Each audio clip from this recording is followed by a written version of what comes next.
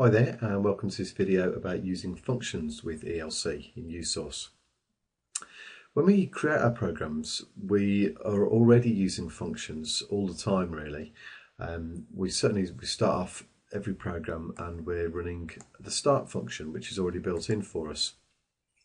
But this video is really an introduction into creating your own functions and just really how to call them. And there's a number of reasons why we might want to do this in our programs. First off is it allows us to perhaps break our program into manageable chunks. So we can sort of say, well, we'll create this little bit and get that working and then call it and check that it works. And then we can create the next little bit and call it and check that it works. Also, it makes our programs perhaps easier to debug, because we could say, well, we'll create these different functions, but we'll just test one at a time, and we can, from the start function, we can just comment out perhaps the bits that we don't want to call at any one time. And also one of the real sort of main reasons really for using functions is the idea of reusing them, to be able to say, well, we're going to call that a number of different times in our program, and therefore we're reusing it, so we're sort of not having to repeat our code a lot. Well, anyway, let's have a sort of quick look at how we can do this. At the moment in this function, or in this program here, I've got 2 lines of code, and each of them is just writing something to the screen. Now, not that this program is much use in any way. I mean, obviously you could look at that and go, well, I could do that with 1 line of code and you'd be right.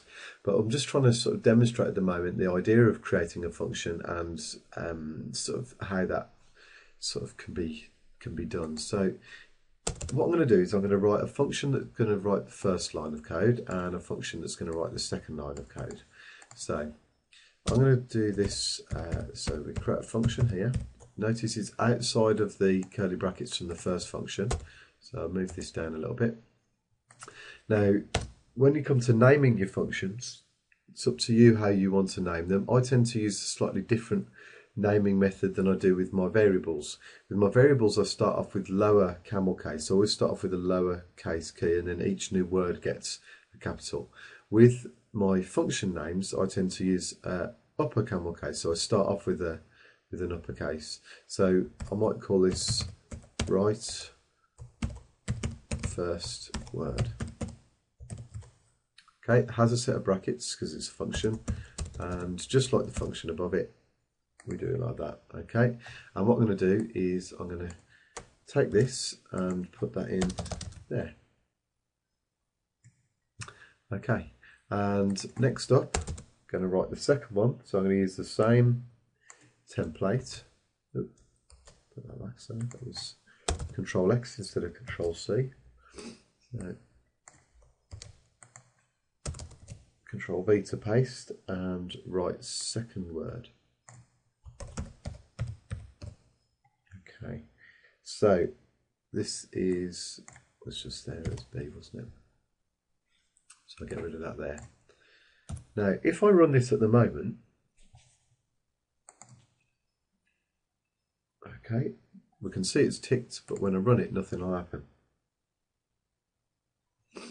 Okay, now the reason for that is that although I've created these functions, when my app runs, it runs through the start function. So unless I call these functions from my start function, then although they're there, nothing's going to happen. Okay, so in order to call them, I just use the name of them there. Okay, so write first word, and then I want write second word. So if I run that now, there we go, we can see that's worked. So it's actually run through our function. So let's just have a quick look at this, running it with the debugger, so we can sort of see what's happening in terms of the sequence. So we start the start thing there, so write first word, so that goes to write first word, runs that, so there's Mr. Done, finishes that function, goes back and calls the second function in start, which jumps down to second function, or the second word there, and writes that, and then comes back up and it's finished that function. So that's how it's working, okay? So it's calling the function and then it sort of transfers, if you like, the execution to that function. It runs that particular line and then carries on. So that's a basic introduction to writing your own functions and being able to call them in youSRC. We'll be moving on to slightly more difficult topics with this, or more advanced topics where we're able to pass values to these functions and get return values and this sort of thing. But for the time being, I just wanted to say, right, let's introduce it. Let's get creating our own functions. Let's not be scared of it. Let's actually be able to do it. Let's be able to call our own functions, and then we'll build on that in future tutorials. Another thing to mention with this though is to sort of say, well, when we've created our functions like this, just go back into our thing here. It doesn't matter what order they're in. Okay, I can put them in like this, and it doesn't make any difference to the way this works. Okay, because we can put them in any particular order outside of that function. It doesn't make any difference. So that's like that. Another thing we can do, not that it would make much sense in this case, but we can call them in any particular order, and we can call them as often as we want. So I could say, well, okay, I'm going to do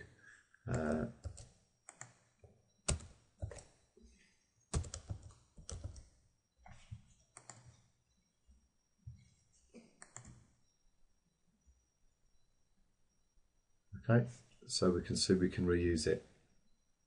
So just a few little bits just to add on there, just to sort of make it clear that we're not sort of, it's not a particular thing where you have to say, oh, we have to create our functions outside of the start function in the order in which they're called. It doesn't make any difference what order you create them in. You know, you just stick them in there.